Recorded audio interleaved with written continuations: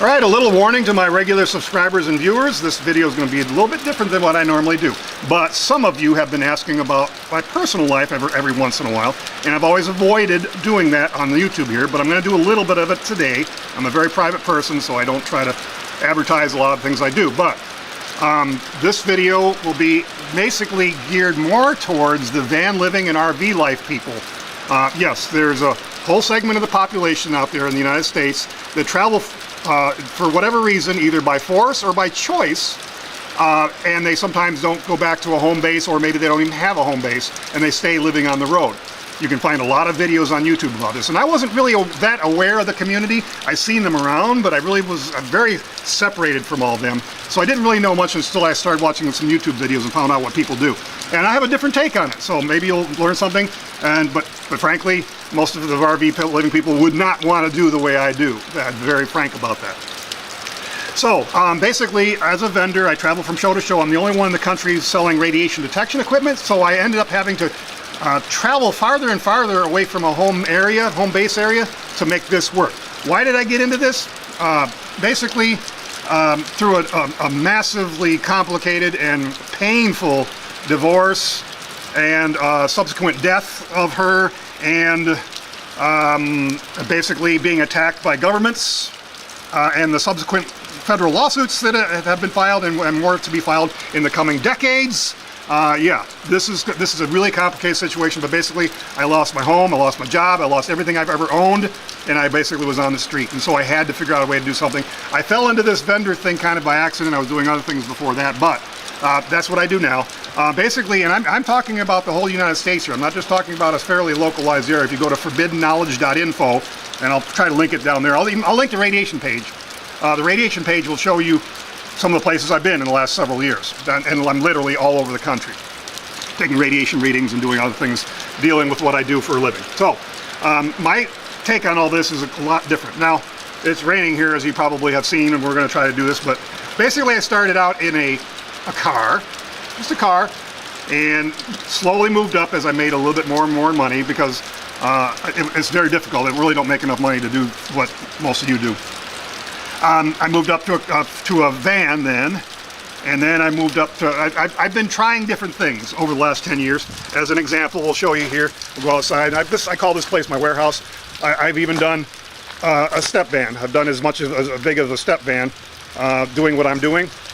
But right now, I've graduated to back down to a full-size van, basically. Just a regular full-size van, cargo van. No windows on the side, nothing like that. It's nothing fancy, getting back out of the rain. And so basically, I can remain hidden, anonymous, stealth, they call it. A lot easier than certainly any of you in an RV, and a lot of you even with the vans with the high top or the Sprinters or the bigger vans. Basically, I'm a lot more stealthy than you are, so I can park in a lot more places than most of you can. Basically, I go to a shower for free at truck stops. I'm not going to tell you the details of that because it might ruin my little method here. It's all legal. And I also sleep in, like a lot of you do, sometimes I take showers at gyms, health clubs, all around the country. There's other ways of getting showers. If I'm on the ocean front, there's free showers right at the beach usually. There's lots of ways to get showers. As far as eating, basically it's mostly on the road, fast food or whatever. We'll go to grocery stores, buy a few things. That kind of thing is all you can really do, since I don't have a refrigerator or anything. I sleep in Walmart parking lots like a lot of you do, or truck stop parking lots. So I have a lot of other places I can stop to sleep because I'm a little more stealthy than most of you. Basically, the van, I can show you kind of what I have going here. Try to keep out of the rain.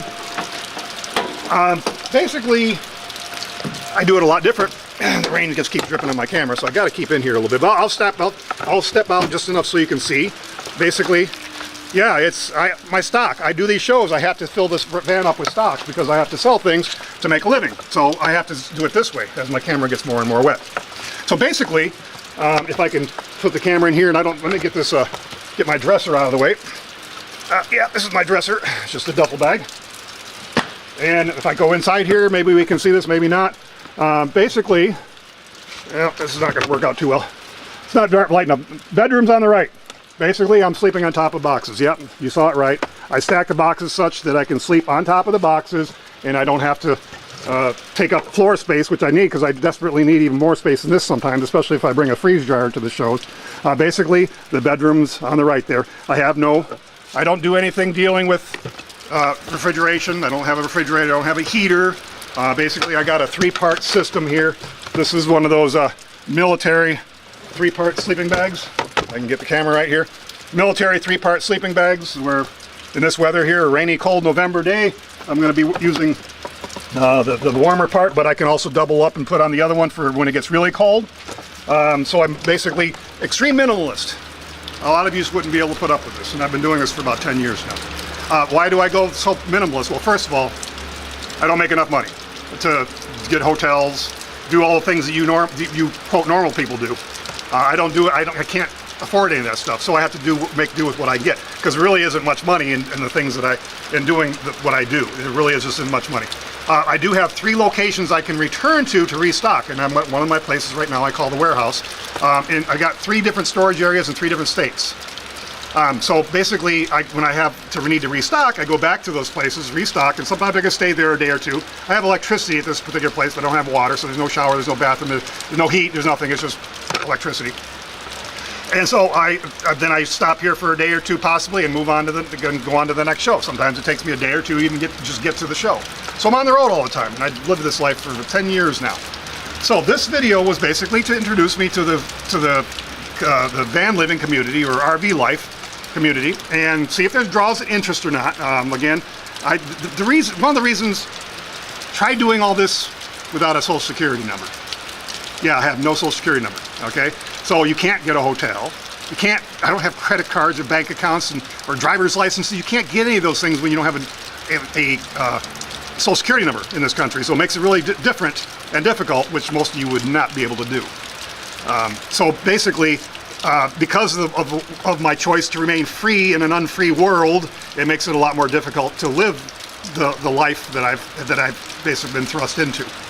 So if there's enough interest in this video, and the RV van living people like this enough and want to make comments, thumbs up at whatever, I don't really intend to make a bunch of videos about this, but maybe we will, because it does seem to be a very popular topic here on YouTube. The life is not what you think if you're watching this from the outside, and watch a lot of videos and find people that actually tell you the realities of it. It's not some glamorous thing. Yeah, I go to a lot of places to see a lot of things, because frankly, even if I'm only going 4 hours away from one show to the other, I can stop and see a lot of things along the way. As inexpensively as possible. There's a lot of things you can do that don't cost a lot of money. So if there's enough interest, I'll have a series of videos about this topic, but maybe not. In the meantime, thanks for watching.